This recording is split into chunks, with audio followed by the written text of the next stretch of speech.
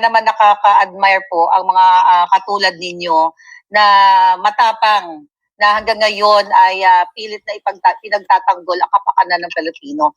Para po sa kaalaman ng ating mga kababayan na mga miyembro, whether indirect or direct members ng PhilHealth. Ang karamihan po kasi yung mga nagme-message sa akin, hindi talaga nila alam, Doc, kung ano yung kanilang karapatan bilang isang PhilHealth member.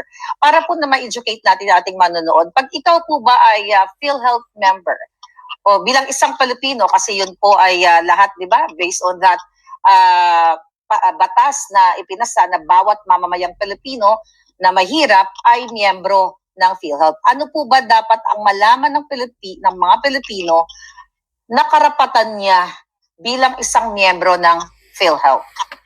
Okay, napakagandang tanong. Pinalangkas po yung batas na yan in 2005 at ang isa sa gumawa niyan ay si Senator Edgardo Angara, Senator Freddie Webb during the time. So matagal-tagal na po yan. At ang ambisyon niyan ay pagka ikaw ay na-confine, mabawasan po yung inyong babayaran or out-of-pocket expenditure. So kunyari na-confine ka, let's say for heart attack, ang bill may 1 million, ano ho ba yung case rate? Ang case rate po, ang ibig sabihin niyan, yung po yung exemption or yung malalagak na deduction sa inyo, depende po sa magnitude ng sakit ninyo. So, ginawa po ang PhilHealth para maibsan po kayo ng inyong gastos. Ang out-of-pocket expenses natin is almost 50%. Kunyari, 1,500,000 ang babayaran mo. So, malaki po yun kasi ang Thailand ay 9% lang ang binabayaran nila. Sa UK, walang binabayaran. Taiwan, walang binabayaran. Tayo ang pangatlo sa pinakamataas na binabayaran pag tayo na-confine. So, ang PhilHealth in 2012, 60% nun ang out-of-pocket expenses.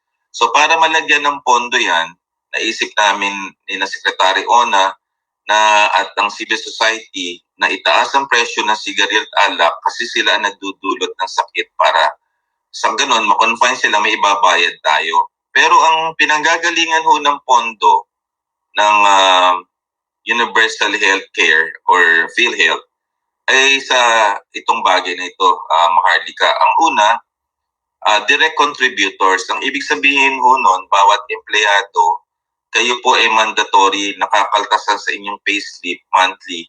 At sa ngayon, umaabot na sa 6,000 pesos. Tapos yung indirect contributors, ang tawag doon, ay yung mga taong not gainfully employed. Sila po ay senior citizen, number 1. Number 2, kayo po'y mahirap ayon sa listahan ng DSWD. Number 3, kayo po ay disabled or PWD. So ang tawag sa inyo ay indirect contributors. Kaya nung bago tayo pumunta doon sa iskandalo na binigyan ng zero subsidy, ang mangyayari kasi noon, hindi nagbigay ang government ng kanyang counterpart. So ang private sector ngayon, yung mga empleyado, manggagawang Pilipino, tayo po ang mag-shoulder ng expenses na yan para ho dun sa tinatawag dating sustainable health insurance. Ngayon, saan pa tayo kumukuha ng pera? Kasi ang universal healthcare, 3 pong bagay yan. 1, healthcare workers. Okay, sinasweldohan din dapat natin ng healthcare workers. Number 1 tayong exported ng nurses at doktor sa buong mundo. Naglalayasan ng ating mga doktor dahil mababa ang bayad natin sa kanila. Pangalawa, PhilHealth. So inayos natin ang funding mechanism. At ang pangatlo, na pinangako ni President Bongbong Marcos, pagtatayo daw siya ng hospital sa una niyang zona. Pero hanggang ngayon, panaginip pa rin. So dapat 3 component yan. Healthcare worker, funding agency, and then infrastructure. Ngayon, saan pa nanggagaling yung budget? Direct contributors, indirect. Nanggagaling yan sa Kongreso. Kaya nung every year, dapat nagbibigay ang government ng budget at hindi mo isisiro. Kasi ang ambition mo sa loob ng 10 taon, nung pinirmahan ni President Duterte from 2019 hanggang dapat 2029, ang babayaran na lang ng Pilipino ay 10% na lang pag sa ino-hospital.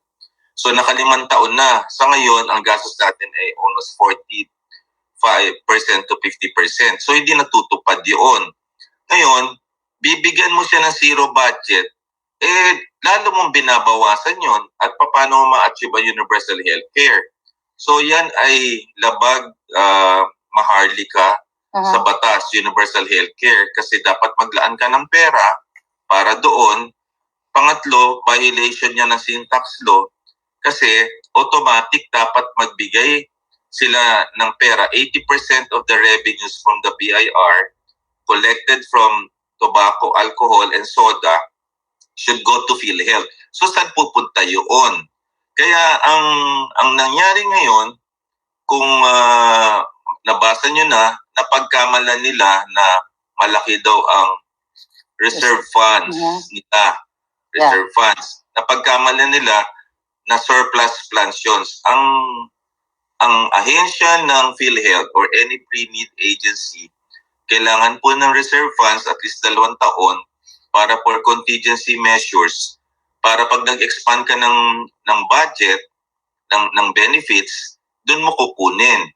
At kung may sobra man, hindi mo siya pwedeng ilipat. Kaya nag-file sa Supreme Court ang maraming tao, Justice Antonio Carpio, Morales, at na TRO, kasi nilipat ni Secretary Recto, inutusan niya sina Leadership Board, pangunguna ni President Ledesma, na ilipat ang 90 billion sa infrastructure or DPWH, technical malversation yon. So, nabawasan pa lalo ang nangyari. Tapos hindi ka magbibigay ng budget sa ngayon.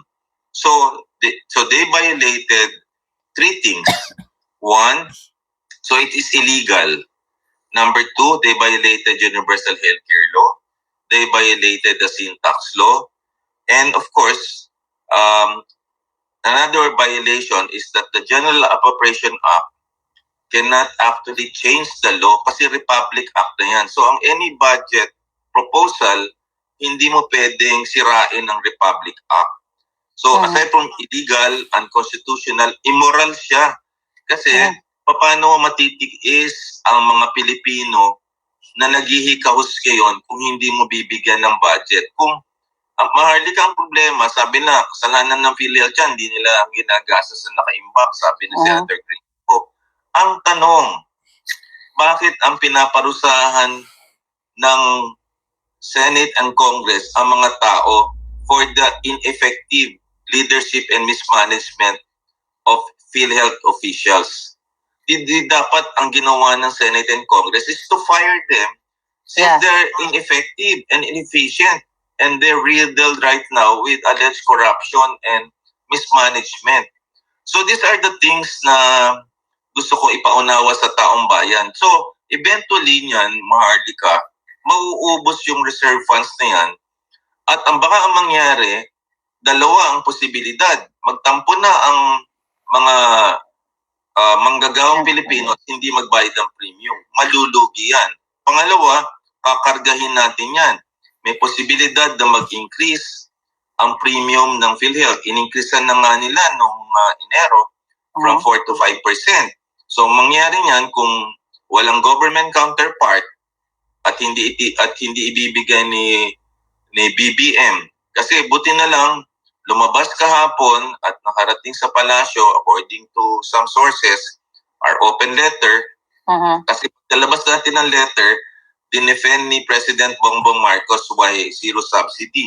And then suddenly yesterday, through the Office of Executive Secretary, pinag-aaralan daw ng Pangulo at hindi sa Friday na ilalabas ang pagpirma at pinatawag daw mga cabinet secretaries para ilaban ito. So, napakinggan at maaring i-recast yung budget na yan at panalangin natin ibalik yung budget para sa health. Yung DepEd, binawasan na ng 12 bilyon. Kawawa naman. ang CHED binawasan ng 30 billion yung sa education. Aha. At ang DPWH na hindi humihingi ng pondo, humingi lang ng 800 billion, in-increase nila ng 300 billion. So 1.1 na kaagad ang pera ng DPWH. Akalain mo, at nagdagdag sila ng 26 billion AKAP. Ito daw yung ayuda na sa kulang ang kita, AKAP. Aha. 21 billion sa Kongreso at 5 billion sa Senador.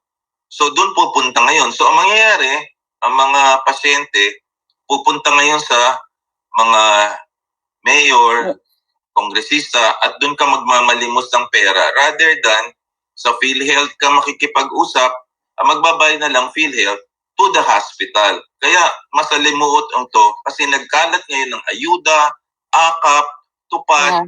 at naging patronized politics na at namamalimos ngayon tayong lahat ngayon. Yeah.